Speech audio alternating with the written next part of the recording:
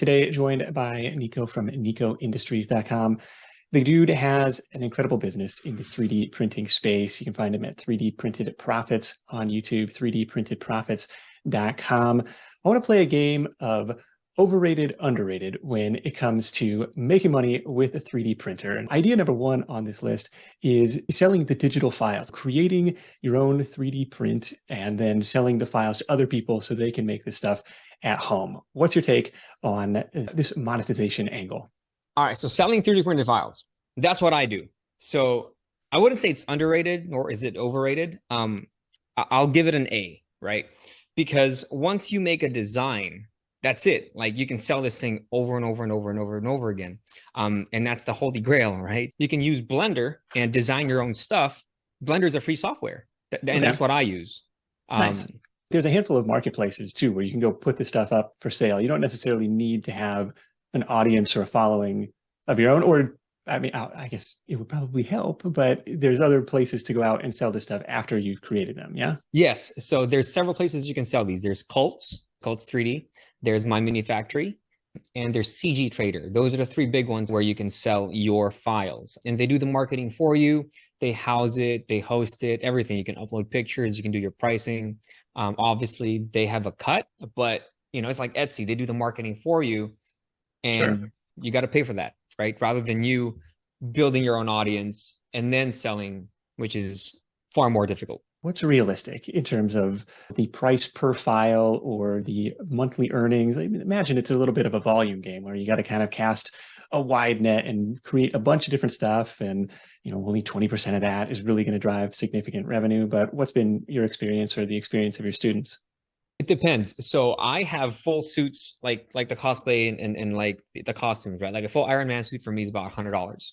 Reason being, there's several pieces that need to be modeled individually, right? So I have to design the helmet, I have to design the shoulders, the chest, the back, the waist, the biceps, the forearms, so on and so forth. So there's a lot more work involved for the overall design. But if I'm selling like a toy, $4, man. Okay. So a volume game of like, I got to sell a lot of these. Right. But if you're making the files anyways, might as well put them up there on these marketplaces. Something I like the way you put it, create it once, sell it over and over again. That's the holy grail. Selling the physical prints. Okay, I'm going to produce this thing at home with my own printer and then sell it to another customer. This is the second model of making money with a 3D printer. Overrated, underrated? Underrated, but it depends on what you sell, right? Okay. I know people who have very specialized machines and they sell car parts, and he is going to top 7 figures this year. I interviewed him. I forgot which episode he was at 3D Printer Profits on YouTube. It really depends on the niche, but it's vastly underrated. If you sell toys, right, like the flexible toys that I have, most of my students, $2,000 on a weekend, easy. And they sell these toys for $25, $25, $30, depending on the size. Okay. And it takes about $3 in material to make. Okay. And they go off and they sell them, and they sell out. Sometimes when they make $1,500 in just one day. It's bonkers, dude. Are there similar marketplaces to go out and list this stuff for sale? Are you selling this like eBay, so they're Amazon, selling it on Etsy? They're selling it at events. They're selling it at farmers markets. They're selling it everywhere. And it's not just toys either, man. I know this lady who made $30,000 in 1 month just selling cookie cutters. And there was a bonus episode that you had for dollhouse furniture, remember? Yeah, dollhouse miniatures. Yeah. So, dude, they can make those. I was on another one of these 3D printed product marketplaces. And yeah, it was like this cool, like, mid-century modern furniture, but it was all like dollhouse miniature, 3D printed. Right, and it's like, you got to imagine the average order is pretty, like if I'm outfitting my entire little setup, I'm not just ordering one chair. Like, dude, $200 like that, bro. Yeah. Is there a process that you like for doing the niche research, or is it just like, hey, this is something that I'm interested in? It's so new. I just say, what do you like make? Yeah. What do you like to make? What do you like to do? There's not a lot of people doing it. The margins are so big. The industry is it's just now growing. It's actually still very, very small. No one's really doing it as much as people think. All right. So that was selling the actual 3D prints. Obviously, now we have some shipping and logistics and fulfillment involved in that equation. But underrated. Lots of opportunity in this Absolutely. space. All right. Idea number 3 is prototyping or print services. This is, becoming almost a CAD consultant for different companies that want to prototype different product ideas. What do you think on this one? Overrated, underrated? I think that's down the middle. If you have a certain skill where you can see shapes and you can design using CAD, say Fusion 360, if you want to use that for inventing things, you can actually make a good amount of money. I know another person, I interviewed him early on in my podcast. He had an order for like $260,000, dude, from one customer. And Wow. he was a farmer that needed to prototype like a casing for a camera or some sort of device. Okay. And he prototyped it, he designed it because he was one who did the prototyping and because he had the machines and the capacity. They said, hey, can you do an initial run? The first run of production was like 1,000 pieces. If you can solve a problem that the original manufacturer didn't think about, and then you invent the solution for it. Yeah, the little accessory, the little add-on. A Yeah. piece this small can cost $20, but if it saves the next person $60, that $20 is nothing to them. Yeah. Right. I've got to imagine the level of a local competition. If you were to spin up a Google My Business profile, even just a local website, like, hey, this is Nick's 3D printing, CAD modeling software, like you're going to dominate. Probably only takes a handful Absolutely. of Google My reviews. Business is huge. Yeah, you're going to be able to pick up some local business doing that. I imagine fairly easily, just because there's so Yeah. few people doing it. To be able to raise your hand and say, yeah, I can get this done. So I'm kind of down the middle. This is an hours for dollars side hustle, the consulting business in a lot of ways, until you get that big product order where it becomes a little bit more leveraged. But saying, hey, look, I can help you design your product prototype and we'll do some iterations on that. But Well, it doesn't even definitely. have to be just a invention, right? Say a real estate agent comes to you and says, hey, can you make me a keychain? Yeah. Design a keychain, initial run of 200. Oh, okay. Doing like the promotional Right. product And then you charge them manufacturing. $4 for a keychain. Dude, that's $800. And Yeah. then you charge $200 for the design. That's $1,000. Okay. Yeah, lots of different ways to go. Number 4 here is teaching 3D modeling. Like if you are the person who's creating your own digital files, other people might like to learn from you. What do you think about this one?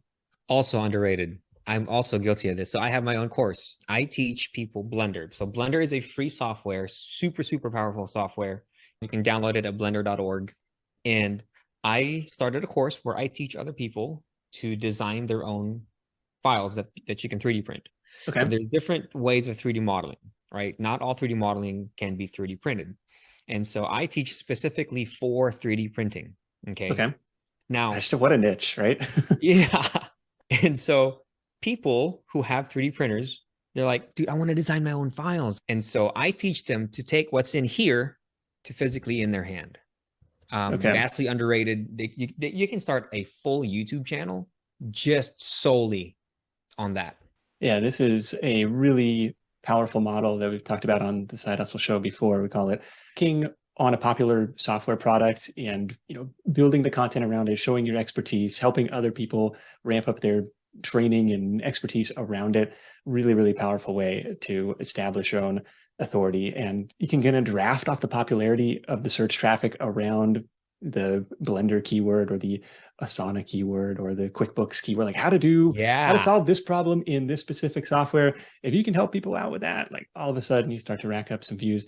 That actually brings me to number 5 on this list, which is the content creation side hustle, like becoming a 3D printer, influencer, so to speak, and helping other people with 3D printers, or kind of going out to the masses and say, well, this is what you can do with this technology. So this is number 5, overrated, underrated on the content creator side of things.